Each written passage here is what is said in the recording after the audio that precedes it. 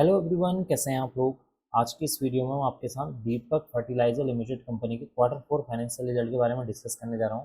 Company ने अपने मार्च quarter 4 financial result को आज के दिन यानी कि 22 मई की नाइट को डिक्लेयर कर दिया है, जो कि काफ़ी शानदार और ज़बरदस्त देखने को मिला हुआ है।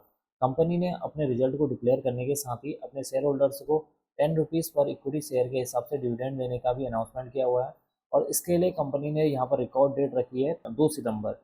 कंपनी ने 2 सितंबर 2025 इसके लिए जो है रिकॉर्ड डेट डिक्लेयर कर दिया है। अब हम बात कर लेते हैं कंपनी के रिजल्ट के ऊपर।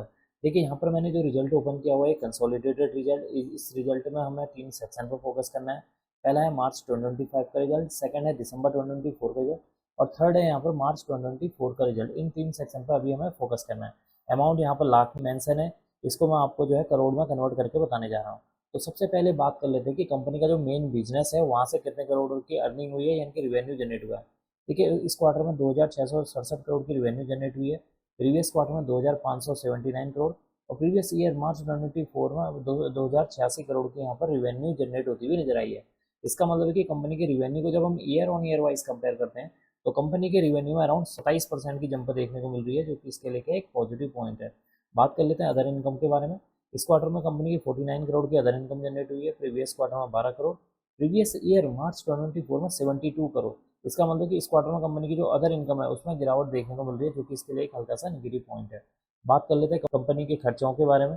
देखिए, इस क्वार्टर में कंपनी ने 2396 करोड़ के खर्चे किए हैं। प्रीवियस क्वार्टर में 2290 करोड़, प्रीवियस ईयर मार्च 2024 में 1862 करोड़ के खर्चे देखने को मिले हुए हैं। इसका मतलब कि इस क्वार्टर में कंपनी के जो खर्चे हैं वो बढ़ते हुए नजर आए हैं, जो कि इसके लिए एक नेगेटिव पॉइंट है। कंपनी के खर्चे क्यों बढ़े हैं? क्योंकि कंपनी की जो सेल्स या रिवेन्यू है उसमें बढ़त देखने को मिली हुई है, जिसकी वजह से कंपनी के जो एक्सपेंसेस हैं वो भी यहाँ पर बढ़ते हुए नजर आ रहे हैं। अब हम बात कर लेते हैं कंपनी के प्रॉफिट बिफोर टैक्स के बारे में कि इस क्वार्टर में कंपनी का प्रॉफिट बिफोर टैक्स कितना देखने को मिल रहा है। देखिए, इस क्वार्टर में अगर हम प्रॉफिट बिफोर टैक्स की बात करें तो इस क्वार्टर में 320 करोड़ का प्रॉफिट बिफोर टैक्स देखने को मिल रहा है। प्रीवियस क्वार्टर में अगर हम देखेंगे तो 300 करोड़ का था। प्रीवियस ईयर मार्च 2024 में 296 करोड़ का यहाँ पर प्रॉफिट बिफोर टैक्स देखने को मिला हुआ है।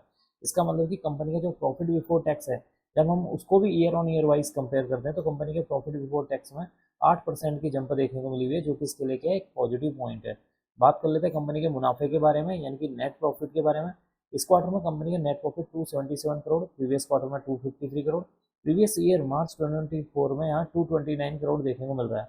इसका मतलब कि इस क्वार्टर में कंपनी का जो प्रॉफिट बिफोर नेट प्रॉफिट है उसमें भी एक अच्छी खासी जंप देखने को मिली हुई है। अगर हम उसे परसेंटेज वाइज कैलकुलेट करेंगे तो 20% की जंप देखने को मिल रही है, जो कि इसके लिए एक पॉजिटिव पॉइंट है। एंड में हम डिस्कस कर लेते हैं कंपनी के ईपीएस के बारे में कि इस क्वार्टर में कंपनी का ईपीएस कितना देखने को मिल रहा है। देखिए, इस क्वार्टर में कंपनी का ईपीएस 21 रुपये 96 पैसे है। प्रीवियस क्वार्टर में देखेंगे तो 19 रुपये 86 पैसे। प्रीवियस ईयर मार्च 2024 में 17 रुपये 83 पैसे देखने को मिल रहा है। इसका मतलब कि कंपनी का जो ईपीएस है उसमें भी एक अच्छी खासी जंप देखने को मिल रही है, जो कि इसके लिए एक पॉजिटिव पॉइंट है। तो कुल मिलाकर देखा जाए कंपनी का जो रिजल्ट है काफ़ी शानदार और ज़बरदस्त देखने को मिल रहा है। कंपनी में के रिवेन्यू में 27% की जंप है। कंपनी का जो आपका प्रॉफिट बिफोर टैक्स है उसमें 8% की जंप है।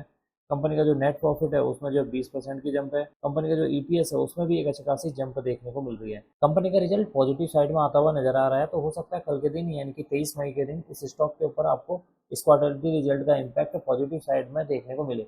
अब मैं इस वीडियो को यहीं पर एंड करूंगा। उम्मीद करता हूँ कि आपको यह वीडियो पसंद आई होगी।